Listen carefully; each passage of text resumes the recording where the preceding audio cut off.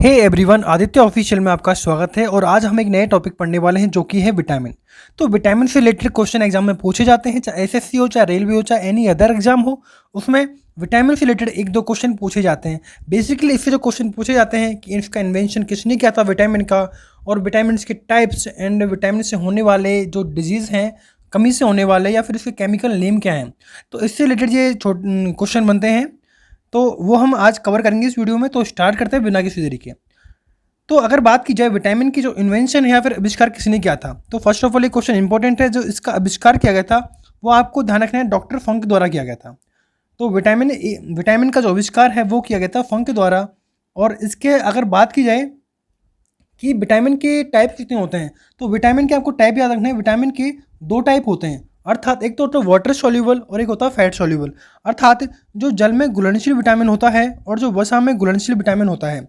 तो उसके बारे में देखा जाए तो जल में जो घुलनशील विटामिन है या फिर वाटर सॉल्यूबल विटामिन है वो है विटामिन वी और विटामिन सी। तो आपको ध्यान रखना है, कैसे याद रखोगे, WVC, अर्थात वाटर सॉल्युबल विटामिन। अर्थात कि जो वाटर में है वो कौन कौन से हैं, एक तो है बी और एक है विटामिन सी। तो इस तरह आपको जो जल में घुलनशील विटामिन है वो रहेंगे WVC। W से वाटर, B से विटामिन बी और सब C से विटामिन सी। और जो बाकी हैं वो फैट सॉल्युबल है, अर्थात वसा में जो घुलनशील विटामिन है वो हो रहेंगे फैट सॉल्युबल। तो एक बार देखा जाए वसा में घुलनशील विटामिन कौन कौन से हैं, तो vitamin A, vitamin D, vitamin E और विटामिन के। तो 4 विटामिन आपको ध्यान रखना है जो वो फैट सॉल्युबल है। तो आप आई थिंक आप ध्यान रखोगे कि जल में घुलनशील विटामिन कौन कौन से हैं और वसा में घुलनशील विटामिन कौन कौन से हैं। एक बार देख लेते हैं, जल में कौन कौन से थे, विटामिन बी, और वाटर में विटामिन बी और विटामिन सी, एंड वसा में विटामिन ए, डी, ई के। अब इतना तो ठीक है, इतना तो आप कवर कर लोगे, लेकिन जो आगे मुद्दे की बात है वो है कि इससे डिजीज़ कौन कौन सी होती है और इसकी कमी से कौन कौन से, सॉरी, इसका जो केमिकल नेम है और इससे जो डिजीज़ होती है कमी से वो कौन कौन से हैं। तो अगर विटामिन ए की बात की जाए, तो विटामिन ए का जो केमिकल नेम है वो है रेटिनॉल। आपको ध्यान रखना है, विटामिन ए का जो केमिकल नेम है वो है रेटिनॉल। अगर इसकी डिजीज़ की बात की जाए कि इससे डिजीज़ कौन कौन सी होती है इसकी कमी से, तो वो होती है रतौंधी। रतौंधी इंपॉर्टेंट है, सीधा सीधा क्वेश्चन पूछा जाता है कि रतौंधी किसकी कमी, किस विटामिन की कमी से होती है। तो विटामिन ए की वजह से रतौंधी होती है। या फिर जीरोप्थैल्मिया, अर्थात जो नाइट ब्लाइंडनेस होती है और जीरोप्थैल्मिया होता है वो विटामिन ए की कमी से होता है। अगर इसके बात की जाए कि इसकी कमी को कैसे कम किया जा सकता है, तो इसमें जो महत्वपूर्ण स्रोत होते हैं वो होते हैं मिल्क, या फिर अंडा हो जाएगा, एग हो जाएगा, पनीर हो जाएगा, दूध, अंडा, पनीर, या फिर जो ग्रीन वेजिटेबल होती है, अर्थात जो हरी सब्जियां होती हैं वो इसमें काफ़ी हेल्पफुल होती हैं। तो विटामिन ए का जो केमिकल नेम है वो है रेटिनॉल, और जो इससे डिजीज होती है वो होती है रतौंधी या फिर नाइट ब्लाइंडनेस। नेक्स्ट विटामिन है विटामिन B1। अगर विटामिन B1 की बात की जाए तो इसका जो केमिकल नेम है, जो इसका रासायनिक नेम है, तो वो हो जाएगा थाइमिन। तो ध्यान रखना है, विटामिन B1 का जो केमिकल नेम या फिर रासायनिक नेम है वो हो जाएगा थाइमिन। अगर इससे जो डिजीज़ कौन कौन सी हैं, अगर इस विटामिन B1 की कमी से कौन कौन सा रोग होता है, तो उसके बारे में चर्चा करें तो विटामिन B1 की कमी से होता है बेरी। ध्यान रखना है आपको, विटामिन बी से आप ध्यान रखोगे, विटामिन बी से बेरी ईजिली याद हो जाएगा, विटामिन बी से बेरी डिजीज होती है कमी से। अगर इसमें बात की जाए कि इसमें इंपॉर्टेंट सोर्स कौन कौन से होते हैं जिससे कि कमी कम की जा सकती है, तो मूंगफली हो गया। तो आपको मूंगफली हो गया, या फिर क्या हो गया, मूंगफली हो गया, या फिर तिल हो गया, मूंगफली, तिल, या फिर जो एक घुली दाल होती है, जो एक दाल होती हैं, पल्स होती हैं, वो काफ़ी हेल्पफुल रहती हैं इसकी डिजीज़ को कम करने के लिए। तो vitamin B1 chemical name is thymine, and vitamin B1 की जो कमी से जो डिजीज़ होती है वो होती है वेरी। नेक्स्ट विटामिन B2 की फैट बढ़ते हैं। तो विटामिन B2 की जो केमिकल नेम है विटामिन B2 का, तो वो हो जाएगा राइबोफ्लेविन। तो ध्यान रखना है, विटामिन B2 का जो केमिकल नेम है वो है राइबोफ्लेविन। अगर इससे जो डिजीज़ होती है, इसकी कमी से, विटामिन B2 की कमी से कौन कौन से डिजीज़ होती है, अर्थात जैसे कि त्वचा का फटना, जो स्किन रैशेज होते हैं उसको बोलते हैं त्वचा का फटना, या फिर आंखों का लाल होना, जो रेडनेस हो जाती है ना आंखों में, तो उसकी कमी से, किसकी कमी से, तो विटामिन B2 की कमी से आपको ये रोग देखने को मिलेंगे। तो अगर इसमें बात की जाए कौन कौन से सोर्स हैं जो काफ़ी हेल्पफुल रहते हैं, जैसे कि विटामिन B2 में आप देखोगे खमीर, एक याद रखना है आपको, खमीर हो गया, या फिर जो ग्रीन वेजिटेबल्स होगी, ग्रीन वेजिटेबल्स हो गई या फिर मिल्क हो गया, वो काफ़ी हेल्पफुल रहता है इसकी डिजीज़ को कम करने के लिए। तो विटामिन B2 का जो केमिकल नेम है वो हो जाएगा राइबोफ्लेविन। और विटामिन B2 की जो डिजीज़ होती है वो होती है त्वचा का फटना या फिर आंखों का लाल होना, skin rashes and redness of eyes. Important है, विटामिन B2 सीधे सीधे क्वेश्चन पूछे जाते हैं कि विटामिन B2 का केमिकल नेम या फिर डिजीज कौन कौन सी होती है। नेक्स्ट आगे बढ़ते हैं, विटामिन B3। तो विटामिन B3 का जो केमिकल नेम है या फिर रासायनिक नेम है वो है नियासिन। ध्यान रखना है, विटामिन B3 का नियासिन या फिर निकोटीनेमाइड। निकोटी, ध्यान रखना है, निकोटी भी आ सकता है, निकोटीनेमाइड, निकोटीनेमाइड। और इससे जो कमी से जो रोग होता है, डिजीज होती है, वो होती है पेलाग्रा।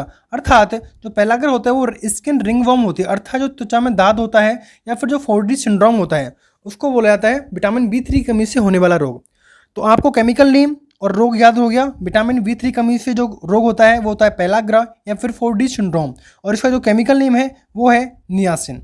इसमें इंपॉर्टेंट सोर्स कौन कौन से हैं, वही मूंगफली वगैरह, मूंगफली, टमाटर, आलू या फिर जो भी ग्रीन सब्जियां हैं वो काफ़ी हेल्पफुल रहते हैं इसमें विटामिन B3 में। नेक्स्ट आगे बढ़ते हैं, विटामिन B5। और विटामिन B5 कहता है कि जो उसका केमिकल नेम है, विटामिन B5 का जो केमिकल नेम हो जाएगा वो रहेगा पेंटोथेनिक एसिड। Pantothenic acid. और इससे जो डिजीज़ हो जाती है कमी से वो होती है जैसे कि वालों का वाइट होना, मंदबुद्धि होना, अर्थात कि जो रिटार्डेशन होता है, जो माइंड का जो कम बुद्धि होती है उसमें विटामिन B5 की कमी से जो मंदबुद्धि होती है वो होती है। और तो केमिकल नेम आपको ध्यान रखना है, पेंटोथेनिक एसिड, और बाल सफ़ेद होना, मंदबुद्धि होना विटामिन B5 की कमी से होता है। नेक्स्ट आगे बढ़ते हैं, नेक्स्ट विटामिन है विटामिन B6। और विटामिन B6 हमको याद रखना है, विटामिन B6 का जो केमिकल नेम है वो हो जाएगा पायरिडॉक्सिन। क्या हो जाएगा, पायरिडॉक्सिन। और इससे जो डिजीज़ होती है वो होती है एनीमिया या फिर जो स्किन डिजीज़ होती है उसको बोलते हैं विटामिन B6 की कमी से होता है। तो आपको ध्यान रखना है, पायरिडॉक्सिन और एनीमिया, विटामिन B6 की कमी से होता है एनीमिया, और केमिकल नेम है पायरिडॉक्सिन। नेक्स्ट विटामिन है विटामिन B7। और विटामिन B7 कहता है कि जो उसका केमिकल नेम है वो है बायोटीन। तो ध्यान रखना है, विटामिन B बायोटीन। और इससे जो डिजीज होती है कमी से वो होती है लकवा मारना या फिर शरीर में दर्द होना, बॉडी पेन होना, बालों का गिरना, हेयर फॉल होना, वो सारी डिजीज इससे होती हैं विटामिन B7 की कमी से। नेक्स्ट आगे बढ़ते हैं, vitamin B11। And vitamin B11 का जो केमिकल नेम है वो है फॉलिक एसिड। तो विटामिन B11 फॉलिक एसिड। और इससे जो डिजीज होती है वो होती है एनीमिया या फिर पेचिस रोग, एनीमिया या फिर डिसेंट्री होती है, एनीमिया, पेचिस रोग विटामिन B11 की कमी से। और विटामिन B11 का जो केमिकल नेम है वो है folic acid. Next vitamin B12। और विटामिन B12 कहता है जो केमिकल नेम है इसका वो हो जाएगा साइनोकोबालामिन, अर्थात जो इससे डिजीज होती है वो हो जाएगी एनीमिया। तो विटामिन B12 का ध्यान रखना है आपको। विटामिन B12 में क्या पाया जाता है, एक क्वेश्चन बनता है, विटामिन B12 में कोबाल्ट पाया जाता है। तो कोबाल्ट में क्या पाया जाता है, विटामिन B12। तो विटामिन B12 का जो केमिकल नेम है वो है साइनोकोबालामिन एंड एनीमिया डिजीज़ है।